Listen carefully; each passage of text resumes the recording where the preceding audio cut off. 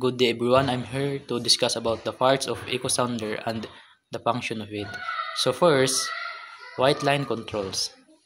The white line controls, it is used to adjust the sensitivity of EcoSounder to distinguish between the weak and strong echoes. So it helps in identifying the seabed. And second is alarm. It activates or deactivates audio and visual warnings based on predefined depth settings, and it alerts the crew to shallow water condition or sudden changes in depth.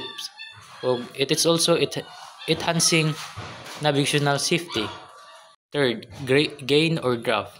Gain, it is amplifies the returning echo signal para improve display of depth information, and the draft allows the user to input the shift draft or the distance between the waterline and the bottom of the hull.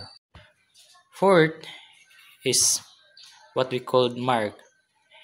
It is enable the user to add markers o marka sa panghitabo sa ecogram alang sa mga later reference.